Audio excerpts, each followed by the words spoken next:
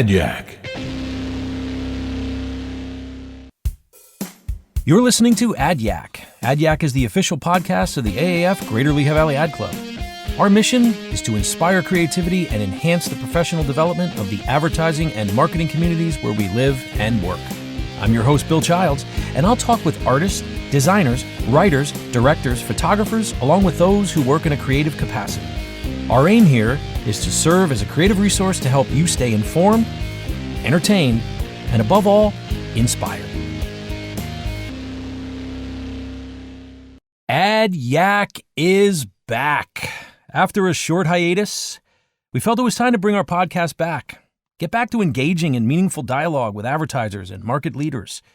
And today, I get to talk to somebody who I have admired and respected for a very long time. But first, I want to thank our sponsors, ASR Media and Lehigh Valley with Love.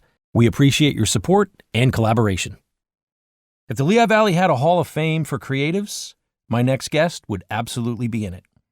I'm talking about Peter Stevenson. Peter is a fine artist, creative director, and illustrator. His illustrations have been featured in the Washington Post, the Washington Book Review, the Wall Street Journal, and his work has been commissioned by clients that included AT&T Communications, Crayola, Earl Palmer Brown, Citibank, and J. Walter Thompson. Stevenson spent decades working in advertising, first as an art director, then a creative director for leading agencies and corporations, such as AT&T, Aramark Corporation, Mara Advertising, and Stegler Wells in Brunswick. Eventually, he founded the Stevenson Group in Easton, which is when I met him for the first time back in 1999. I've always found his work to be smart, unconventional, and possessing a raw creative energy that allowed it to stand out, which would explain why he's won so many awards over the years. Peter is not only an exceptional artist and marketer, but someone that I've always found to be approachable and humble. So when it was time for me to choose my first guest to interview on AdYack, I knew it had to be Peter Stevenson. We yak it up on a bunch of great topics that include presentation techniques when showing work to clients, his belief that great work happens when you refuse to be mediocre, his early involvement in the Greater Lehigh Valley Ad Club, and how a bunch of kids on a school bus inspired an award-winning campaign for Crayola. So without further ado, this is my AdYack with Peter Stevenson. All right, man, here we are. Peter Stevenson, welcome to the AAF Greater Lehigh Valley podcast AdYack. I am super excited to talk to you. Before I do that, I want to just give a tip of the cap to Nathan Linder, who actually started this podcast. It was his idea. He ran with it. He has been gracious enough to turn the reins over to me, but I wanted to thank him because he kind of set the tone, and we wouldn't be here certainly without Nathan Linder's idea to do this. So, Peter, welcome. Thanks for having me, Bill. Good to be here. I appreciate it. Absolutely. I want to get right into it. So you and I first met in 1999. I was working at Adams Outdoor Advertising. I had just been hired there. I came over from the morning call, and I got really lucky in that I was put into a situation from a gentleman who was running the Adams at the time, John Hayes. And you showed up at one of our creative sessions, right? But before that, I remember seeing an ad that you had done on the back of the Eastern PA Business Journal that said mediocrity sucks.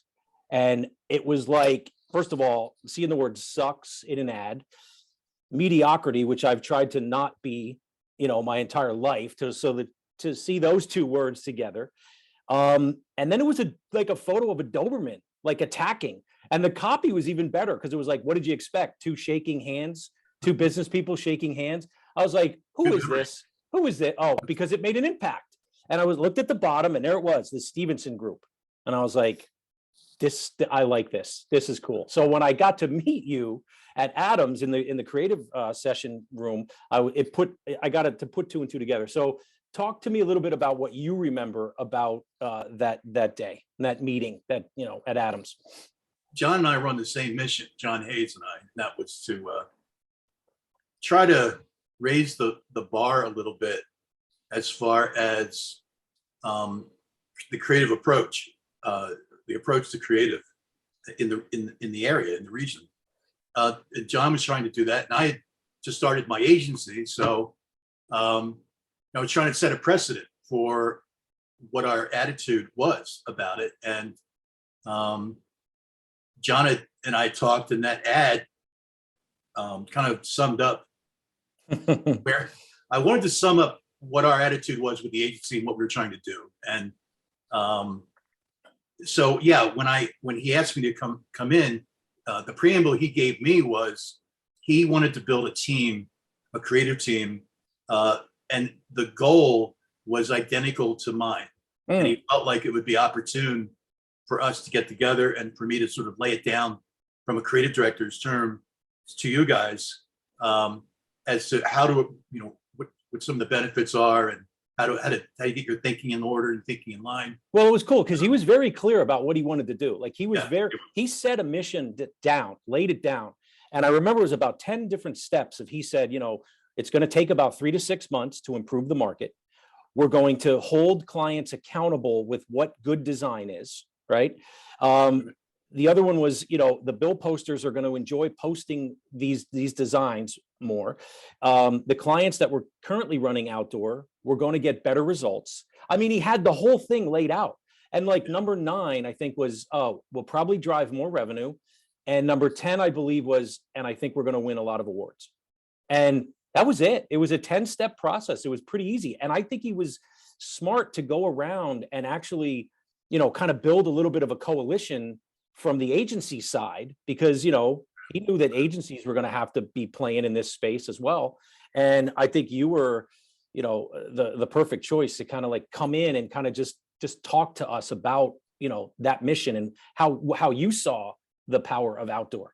I think part of the catalyst, you're absolutely right, Bill. And part of the catalyst, I think, was when John and I had a preamble, and which I think was the catalyst for bringing me to talk with you guys, was that we talked about outdoor advertising and what he was trying to do. And I said to him in the meeting, I always felt that when you come into a new area, arrive at the airport, you're flying into a new town, whether it's secondary market, tertiary market, Minneapolis, St. Louis, Norfolk, any town, the first thing you know about that town, if you've never been there before, one of your first impressions that you get as you're driving out of the airport, actually as you're walking through the airport, and as you're driving out and entering the city for the first time, your very first exposure is from the car, and your first taste of the media when you get to any town is outdoor. Sure. Yeah. And at least in those days, it was the primary. And so I remember always sort of judging a city, right or wrong, judging a city by its creative savvy, and seeing just how clever, interesting, and how current their thinking was, and most of all, seeing what type of creative the clients were willing to accept, which told me a lot about the culture. Absolutely. As well. So in thinking of the Lehigh Valley, I said, John, I think we need to advertise that for the Lehigh Valley's sake, that the Valley is a very savvy, slick, current, headed towards, a direction in the forward. And Yes. that the advertising needs to reflect that, as it does in my experience with other cities. And he 100% agreed. And that's when I think we agreed to get together and talk and have me re-explain some of my motives to you guys as well. Absolutely. Well, have you ever heard the term your vibe attracts your tribe? Absolutely. It's good. Yeah. Well, before I knew what that term was, I think when you came into the room, I think I recognized a kindred spirit. And I was like, whatever this guy's about, that's what I want to be about, because he gets it. Like you get we were twin sons of different mothers, I think. We talked for 15 minutes straight, lots of energy. Bill, you were lit up, electric. Yeah. Your energy was incredibly impressive to me.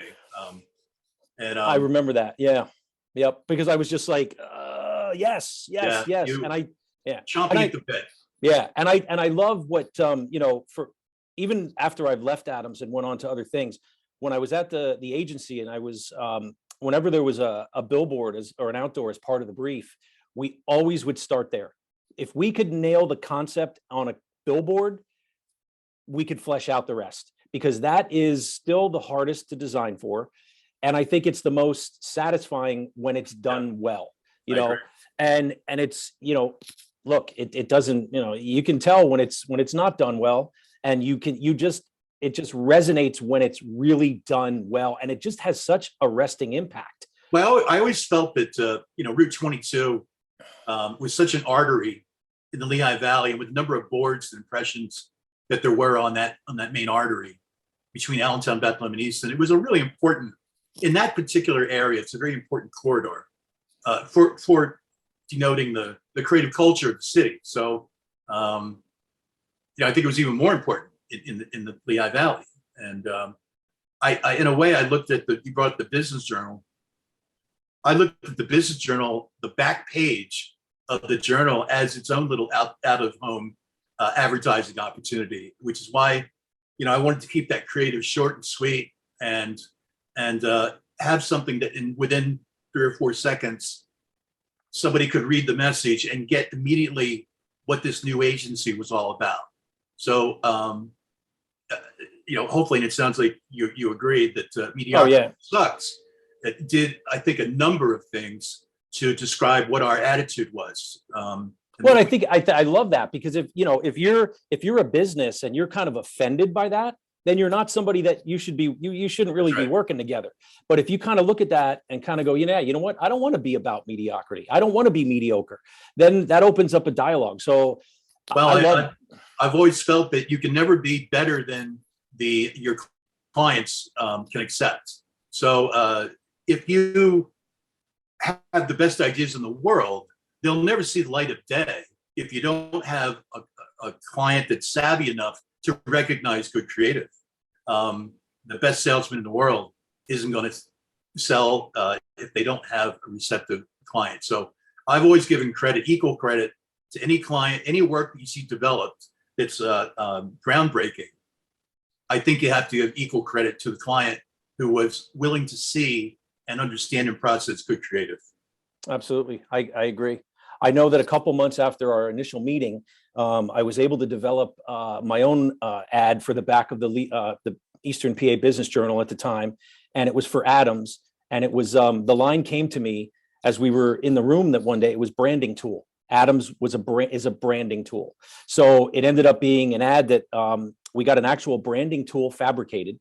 We went to Hub Wilson, who shot it, and he figured out a way how to make it smoke by heating up the tool, right? Because it was pretty thick metal. He heated it up and he sprayed it with WD-40, and this big cloud of smoke would come up. And he had it positioned on an anvil. He had like barn board in the background.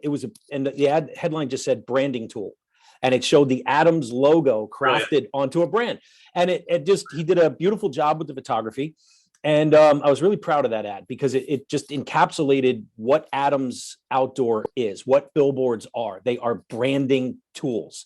And we didn't have to have, the logo again down at the bottom. We had Adams Outdoor Advertising, but we didn't have to have that branding symbol again, which I thought was pretty cool. And so.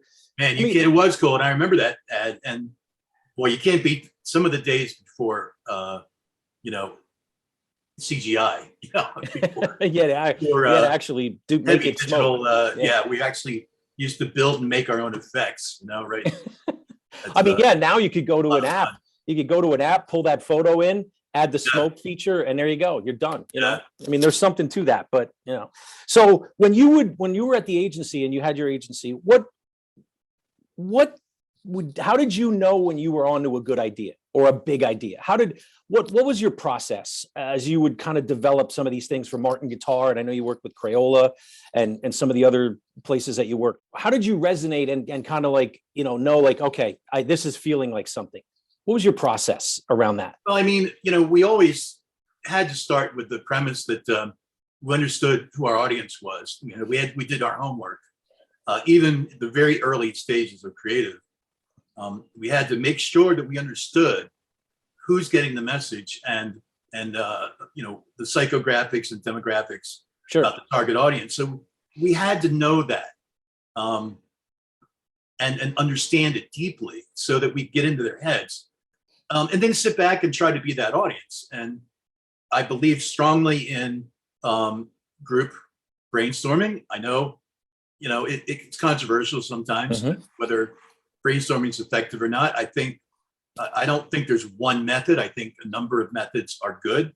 I do believe there's a lot of strength in having honest, open, contributive sessions. But I also strongly believe in the value of, being in the shower or sitting on the toilet and having some of your best ideas. Oh, absolutely. Those moments where you're, maybe slightly less than meditating. Although I can meditate and be on the toilet at the same time. But, right. I think those moments, those silent moments, you can have epiphanies anywhere.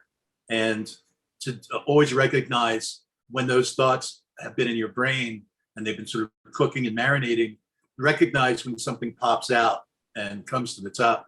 But I think it's a number of things. And I think that's the way we typically always did it. But, I always like the group input first, because you can build on ideas if you have an honest, open environment that promotes, truly honest input. And there's no such thing as a bad idea.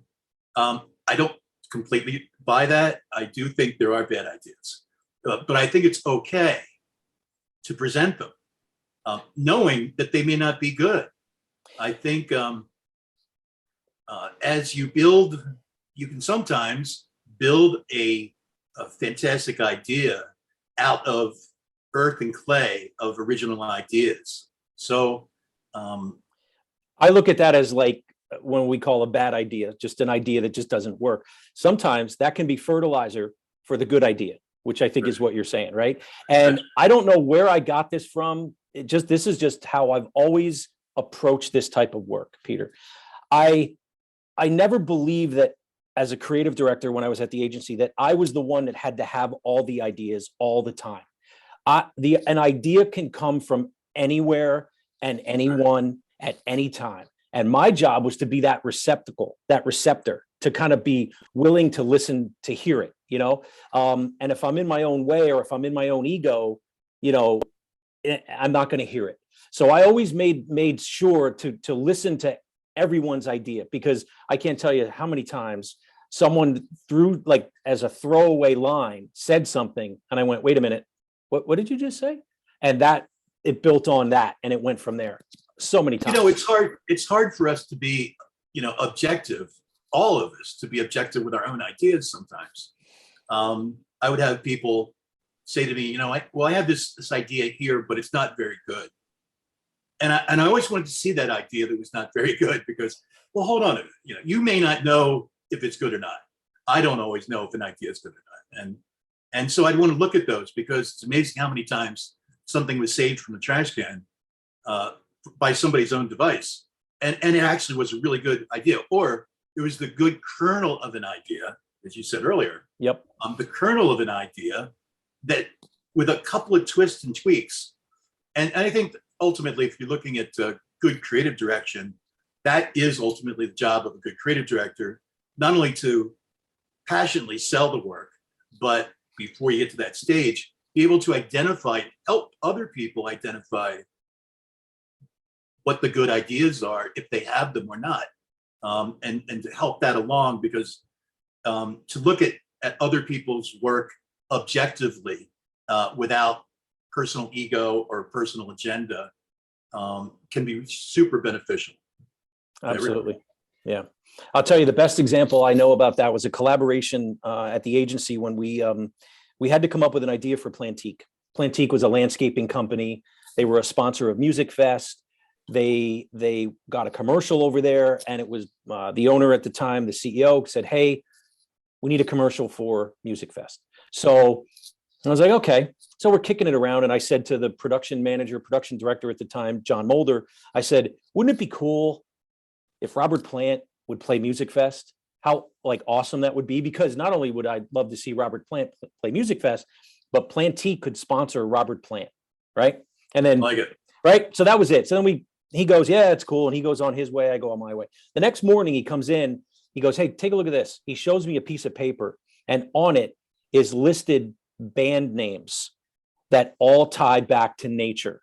Michelle Branch, Buddy Holly, Soundgarden, Rolling Stones, all that kind of stuff, right?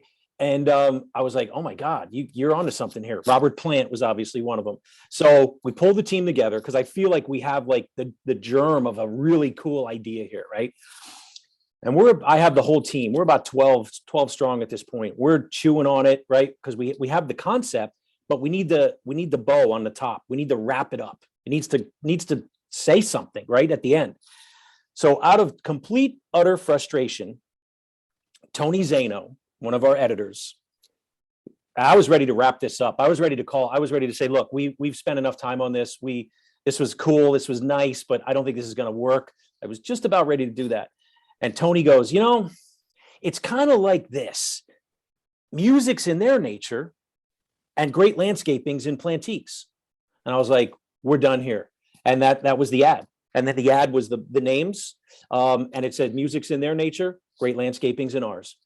Plantique. And brilliant borrowed interest, obviously. So and just total collaboration, and just from me throwing it into John Mulder's brain about Robert Plant, him going home and noticing all the other one, the Vines was one. There's like a whole bunch of them that have these nature names in their name, and that was it. So I love how creative can develop like that sometimes, and I think the best creative directors set the environment and the tone for that to happen. Oh yeah, and that's just something I've always felt was is really what I love about this craft is that I love good ideas, but I love great ones even more. And I was listening to this one interview with Ethan Hawke, and he was telling a story about Peter Weir, the director of Dead Poet Society, and he said, going from good to great is a turn of the screw, but it's the hardest turn. It's the hardest turn, and boy, is that true. So let's change gears a little bit. When you actually you started out as a fine artist. That was your kind of your career track. You kind of started out as fine art. You had this middle portion where you went into advertising, and now you're back in the fine art world. So give me that. Let's talk about that a little bit. Yeah, man. In a nutshell, I mean, I went to University of Maryland, and I was, and this is back in the tumultuous early 70s, and it was the last thing on my mind. Advertising was the man, and I just wanted to paint and draw and be creative that way. Sure enough, I kind of discovered graphic design, and through illustration work, and I was doing illustration, and through necessity ended up freelancing graphic design work and getting involved in that, and ended up loving graphic design, and ended up ultimately working as a graphic designer for 10 or 12, 15 years, and then during that path getting into advertising through the client side of the business. I spent a number of years with AT&T in New Jersey and New York, and worked with their advertising group I was with AT&T for about 9 years, and learned a lot through their advertising, and really got involved with the marketing people, and ended up being a creative consultant to some of the agencies that they used in Manhattan, O&M, Y&R, Saatchi, Cozell Jacobs. So that was an interesting learning time for me, where my brain shifted somewhere in that process, and I realized that you could be creative I think my mission at that point was, I hated bad advertising, but if you could do it really well, if they could just do it well, I would love it. It would be fun and interesting. So my mission was to do good stuff, or I wouldn't want to be in it. And I've taken that attitude all the way through. You can't. I think my mission was to just push the envelope, and raise the bar, and then when other people would raise the bar, then that would stimulate me to want to go another level. And so it kind of went that way. I ended up working in advertising, obviously, and working with those agencies. And then when it's a smaller agency, was with, as you know, in the area, Stigler Wells in Brunswick, SWB&R.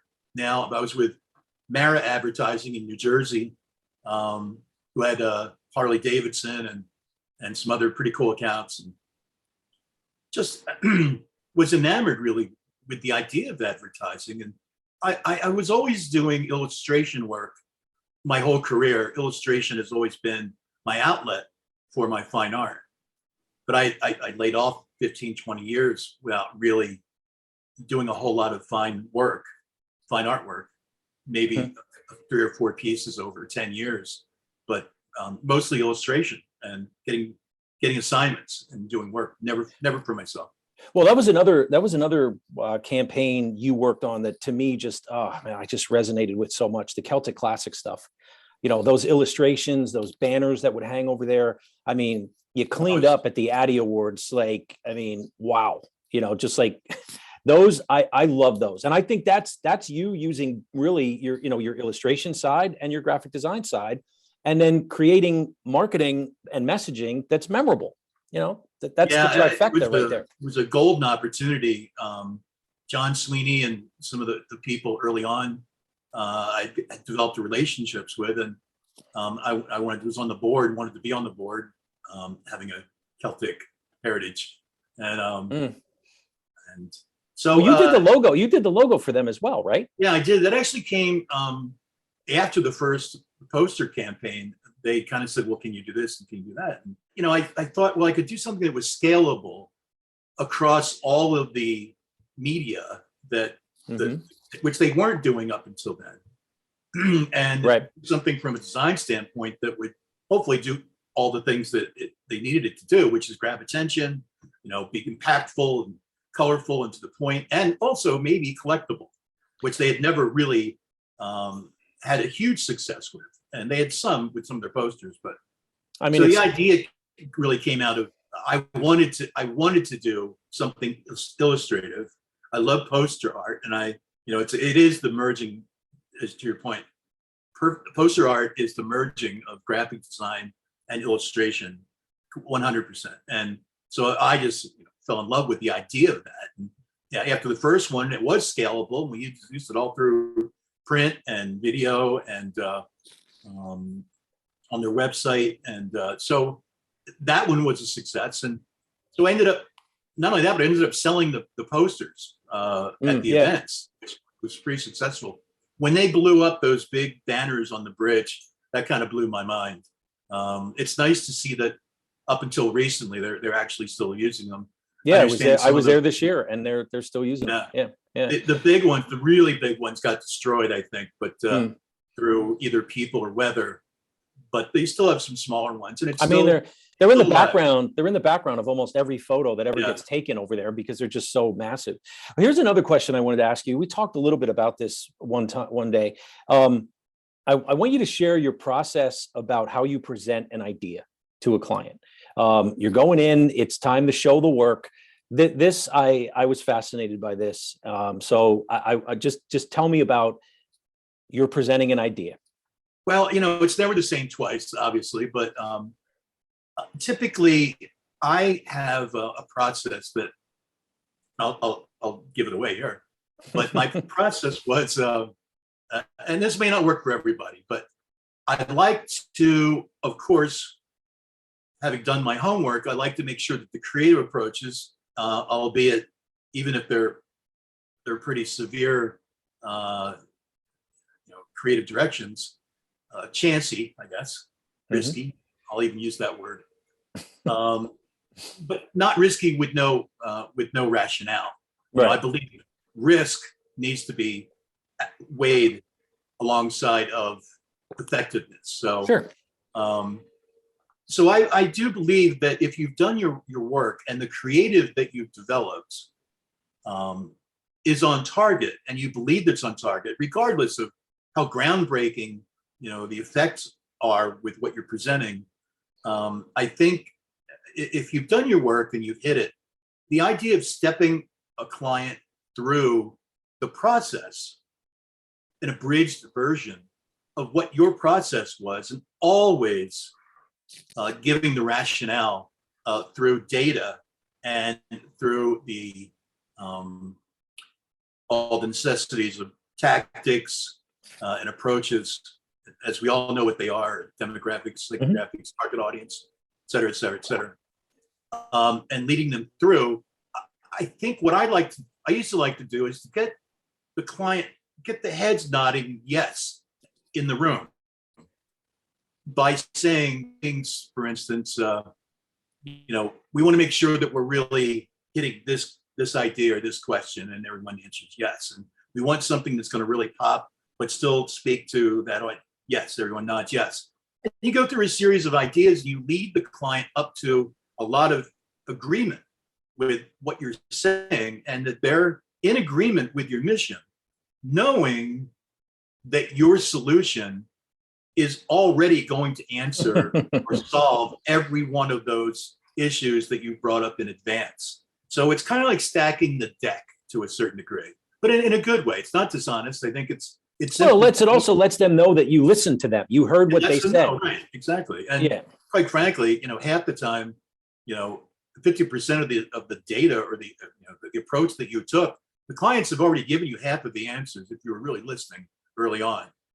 And so I think the idea of sort of leading them to the stream to feed, it will make the experience, by the time you unveil your creative, you can't have nodded your head 15 times. And then when you solve the problem with the creative, it's kind of hard for everyone to say no when they've just said yes before they even saw the creative. You're changing their body chemistry by getting them to say yes. It's not just them nodding. There's a chemistry that's going on in there that is kind of it's kind of hard for someone to say, I agreed with you all the way up to the point that I saw what you did. It just usually doesn't happen, Right. Unless, of course, you made the mistake of inserting give the client one that they'll like in the mix. Oh yeah, don't do that. Don't do that. That's the kiss of death. I mean, never include if there's one that you're giving the client because they'll like it, but you don't. Everyone knows they're going to pick that one. So every single time. And then you can't get mad at yourself. Who put it in there? So if you show them 2 instead of 3, and the 2 are brilliant work that you would love to see manifest itself, that you would be proud of, show them 2. There's only one, just show them 1. If there's one brilliant idea, and that's all you've got, then show them the one brilliant idea. Okay? Well, yeah, and walk them through it and tell them why. Tell them why this is going to work. They are paying you to kind of come up with this stuff. Sure. So for me, I know that one of the things that John Hayes also taught a lot of the account execs and the creative team if we were going to have to go out and sell or presenting an idea, I should say, if this was a client that constantly always had their phone number on the board, and this was going to be a time where it wasn't going to be there, John would say, have the courage and the guts to tell them, listen, I want to let you know up front, the phone number is not on this design. And we're not including it because here's why, right? So provide the rationale. So, because if you do all your due diligence and you get them all saying yes and everyone's in agreement, you turn it over and that phone number's not there, that's that one thing that they might go, oh, no, the phone number. And now you kind of got this weird vibe in the room. But if you've got to nip that at the bud, right? And take care of it before you get there. Yeah, you're not going to turn it over and have them go, "Oh, I'm missing the phone number." I was like, "Yeah, I told you the phone number." I thought we said phone number, Bill. Right. So it's like I've been in those rooms already too, where we turn the design over, and there's like 5 seconds of uncomfortable silence. And you've heard the old cliche, he who talks first loses. I've seen that play out numerous times where just let it sit. Let that uncomfortable side. They're looking at it for the first time. I can remember doing that one time where it was a design where the phone number was kept off. We turned it over, uncomfortable silence. The account executive jumped in and said, we could add that phone number back in. And it was beautiful. The client goes, no, hang on. I'm just taking it in. I love it. It's done. Let's do it. So it was like, you got to see, like, he was just, the person we presented it to was just thinking about, he was seeing it for the first time. You know, most good clients want to do good work. They don't want to do crappy work. They want to do good work. Most of them, they're our ally. They're in this with us and we're in it with them. And, everyone wants to win, because good work isn't just award-winning creative. Good work sells stuff and affects bottom lines and margins. So, have you ever seen the documentary Art and Copy? Yeah, I think I have. I think maybe even you mentioned it to me. Yeah, that one kind of blew my mind, because, these are major agencies, J. Walter Thompson, Shia Day. And it was interesting because they go through the same things that people in regional and local levels do when presenting ideas. The Got Milk campaign never almost made it to the air.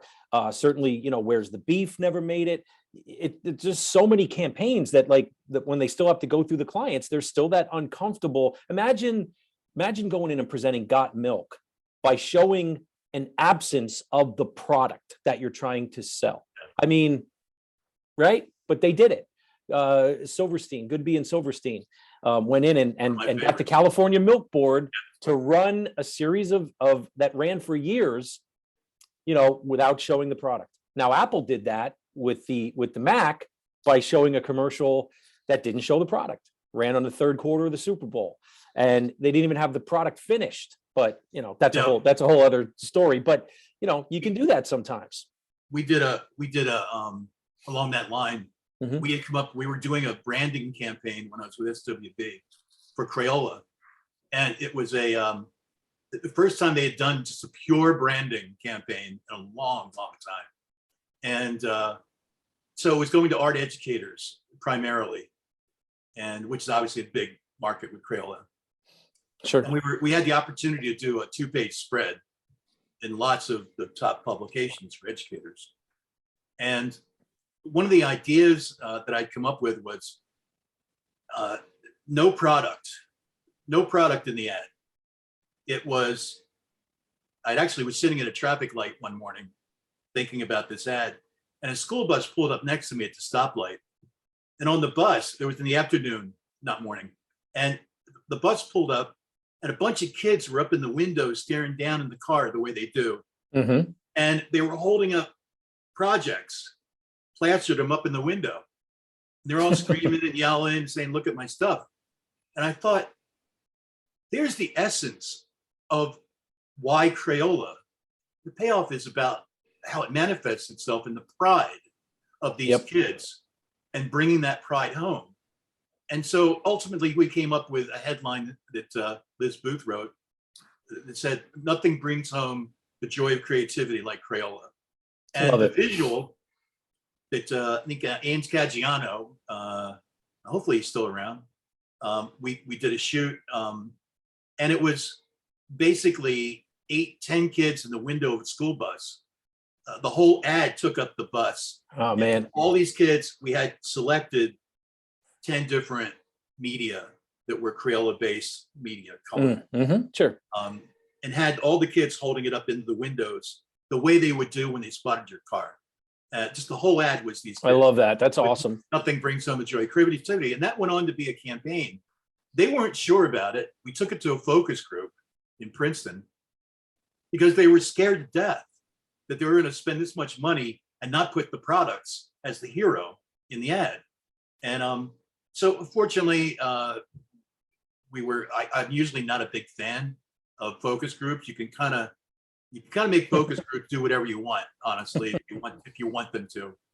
But this time it was in our favor, and the educators loved it, hands down.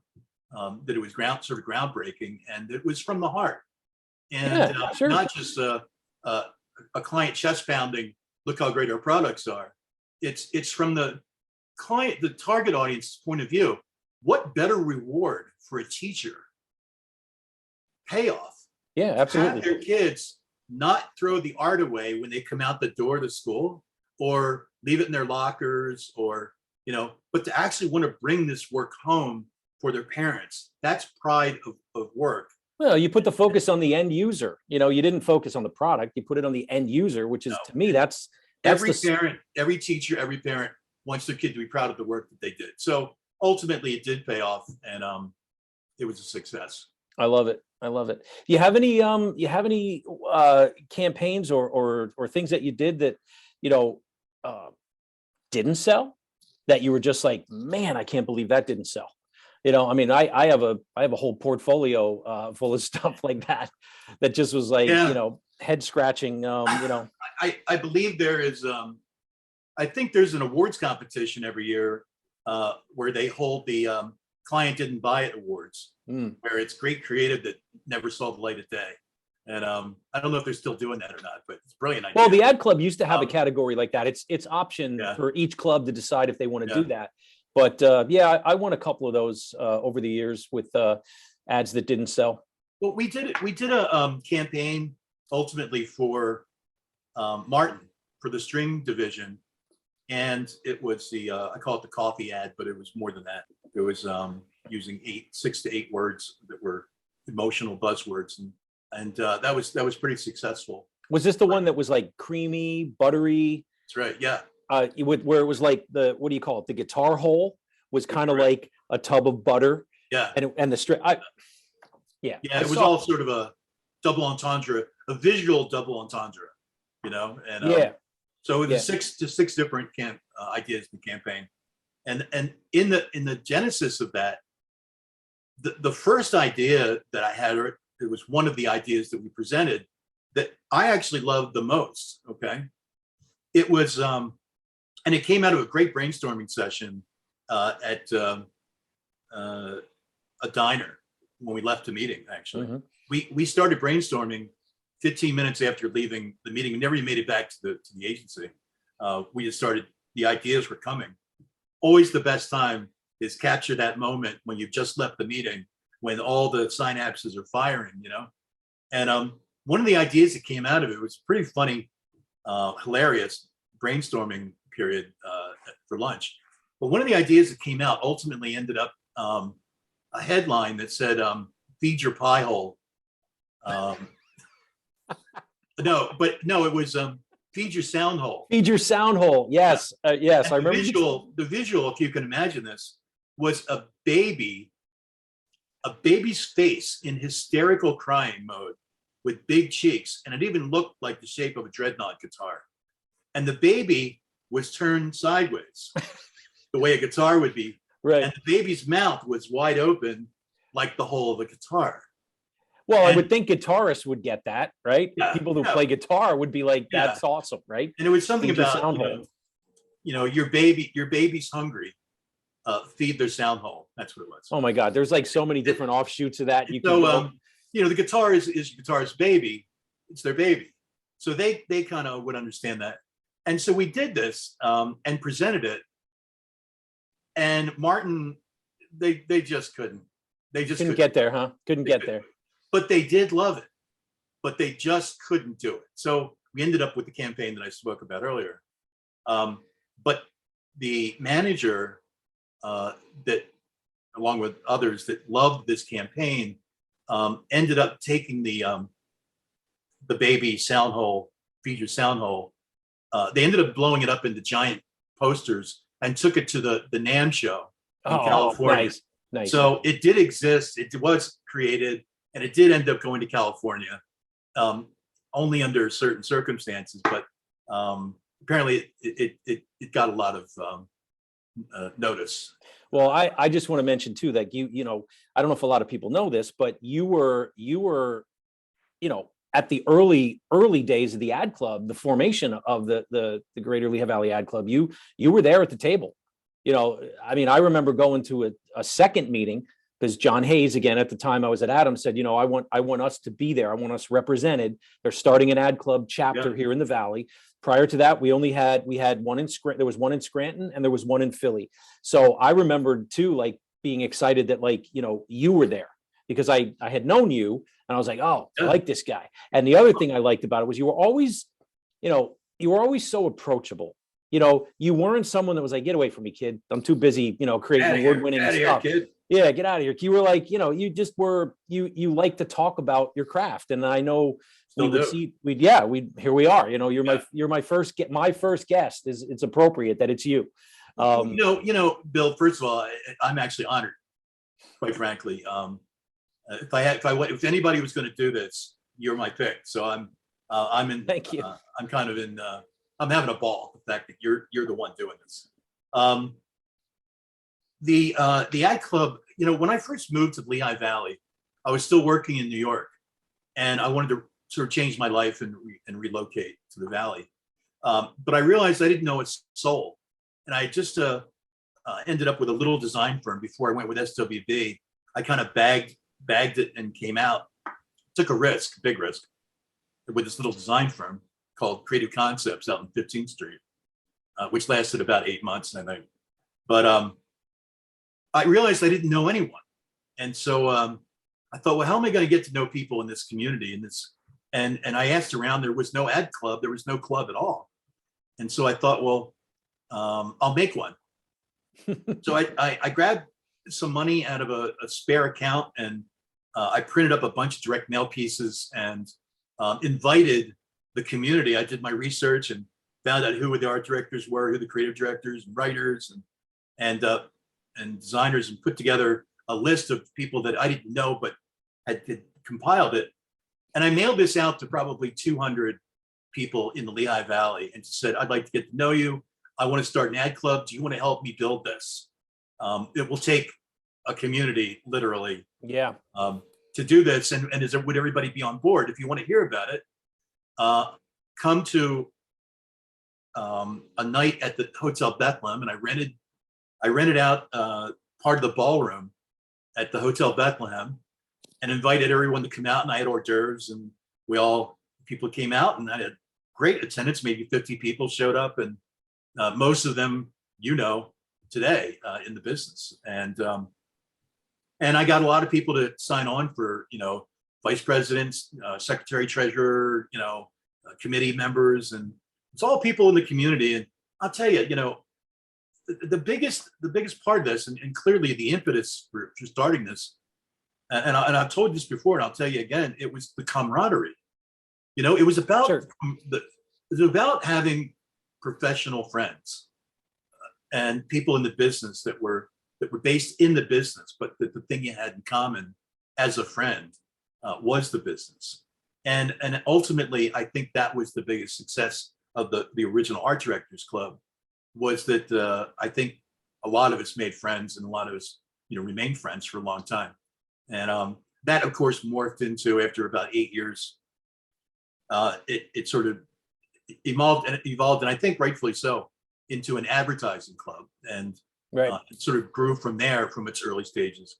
And even that club, actually, the genesis of that club started in a diner, the diner out on MacArthur Road. City View Diner. City View, yeah. It started out there, and and then ultimately brought the AAF in. So I kind of backed away at that point, but watching that, I kind of felt like I was watching watching your little baby kind of, walk and take first steps, and then slowly grow up. And as when I walked away, it was on its way to college in the Greater Lehigh Valley Ed Club.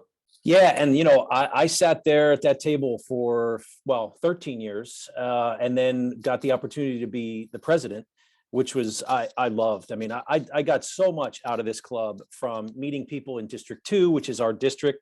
It's one of the hardest districts. You got New York City, you got New Jersey, you got Pittsburgh, Philly. But the people, and getting to go to some of those conferences, I mean, for the personal and professional development that I got out of being involved in the ad club, I mean, it's huge. That's why, I after I was president, I stepped back a little bit just to kind of take a break.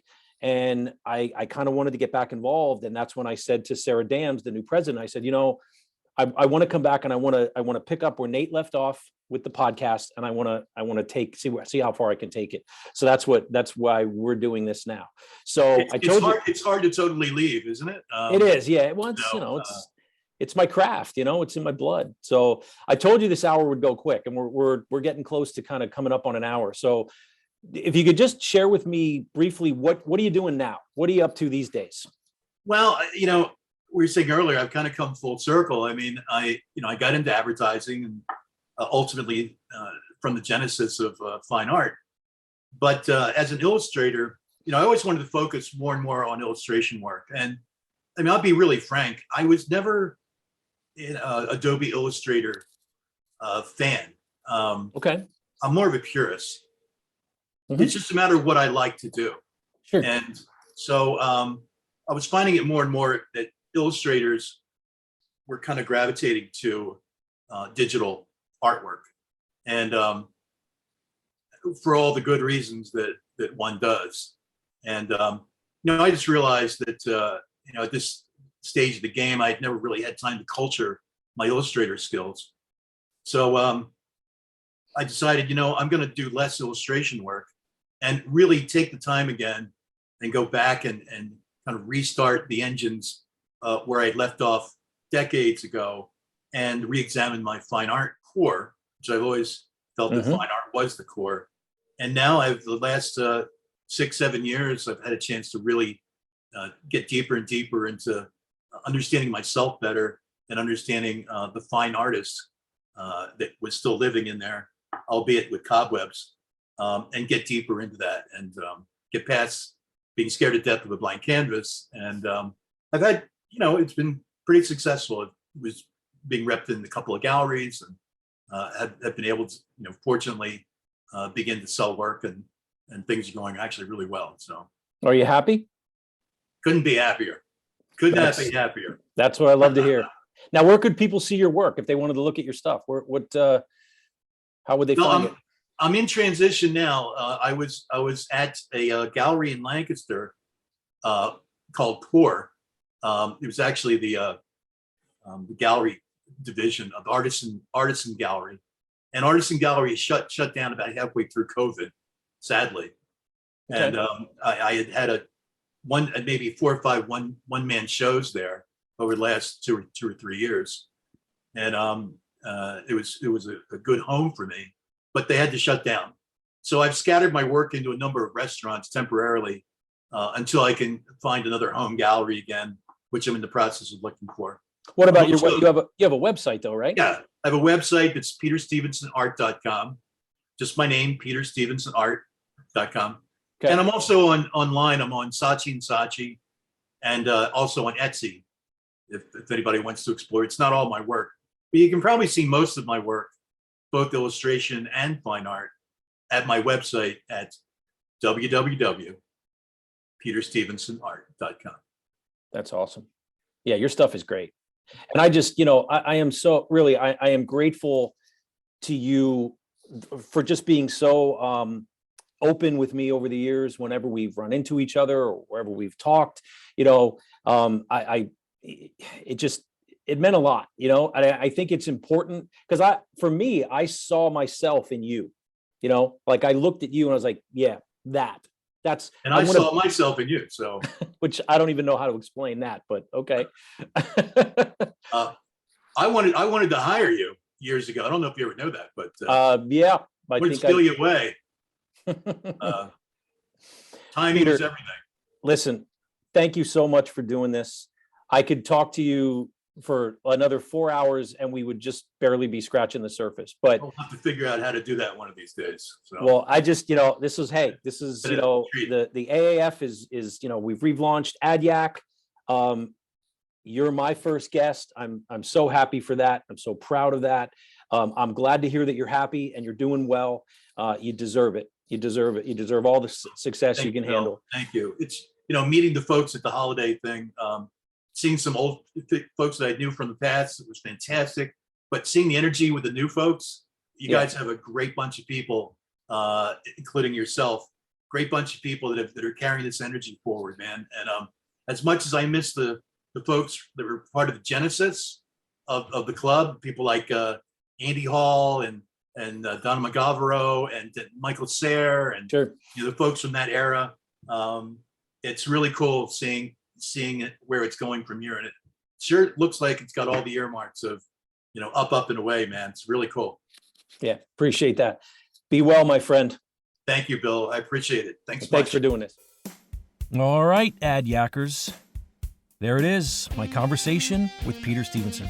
Hope you enjoyed it, because we got many more great conversations planned and guests lined up ready to yak it up. AdYack is sponsored and produced by ASR Media.